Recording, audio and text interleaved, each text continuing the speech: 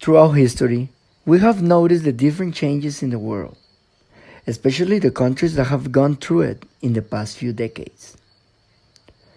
The relationship between Finland and Russia is an ongoing dispute that has been going on for decades. However, it's important to take into account that Finland has always been a bridge between Western countries and Russia, as they were one of the few countries that would listen to Russia's viewpoint. Nevertheless, in recent years, we have seen how Finland has shifted the dynamics by putting their own country's interests first. Therefore, in this video, we are going to analyze and discuss why the Finnish NATO membership was a historical moment for the relationship between Finland and Russia. By doing that, we will focus on a historical perspective, as well as interviewing a Finnish person to get a personal perspective on the situation. We found out that the history between Russia and Finland is long and complex, spanning several centuries and characterized by wars, occupations, declarations of independence, and agreements. Some of the main events was when Finland was a constituent part of the Swedish Empire for centuries, and during this war Russia invaded Sweden, which led to the loss of Finland to the Russia in the invasion. Also, in the middle of the chaos resulting from the Russian Revolution in 1917, it was also the start of the Soviet Union, and Finland finally declared its independence. Coming back to the present, knowing everything that has happened between these two countries, we do believe that Finland will eventually need to rebuild its relations with Russia. Finland's independence in 1917 is one of the most important parts of the history of the international relationship between these countries, as it made Finland an ally of the United States. It was one of the first countries to give her the recognition they wanted, and after that, they helped each other in multiple ways. For example, Finland was the only country that continued to pay their debt to the US during the period of its Great Depression in 1930. Later in the year, they clashed in wars, but ultimately came to agreements of peace.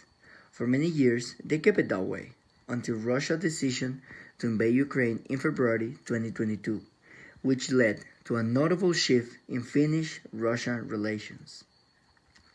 Finland, as one of the European Union countries, imposed sanctions on Russia in response to the invasion, which resulted in Russia adding most of the European Union countries to the list of unfriendly nations, where we could get a more personal viewpoint into the situation.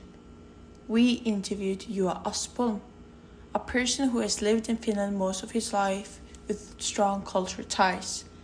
Therefore, it was very interesting to hear his input. He started to highlight the most important part of his opinion on why Finland joined NATO, which is the historical relationship between Finland and Russia. There's a long history between the nations, which are not always that peaceful. He said it was not the invasion of Ukraine itself that made Finland join NATO, but the main reason started when Putin really crossed the line. Putin sent a letter stating that NATO countries should have a Russian interest in mind. It of course put Finland at unease because at that time they were not a part of NATO, so why should they receive a letter? The Finnish people took the letter as a threat, in which Russia implies that they were watching them. The Finnish people actually took this as quite a disappointment. For many years, they saw Putin as a friend. It's important to point out that Finland was a country that always looked at the Russian side, even though no one else was. Even through many wars, Finland always tried to have a good relationship with Russia. So by this letter, Finland had to take a stand. Not because of the war itself, but rather because of the statement of sovereignty of Finland as a country. After the letter, Putin's mask was off.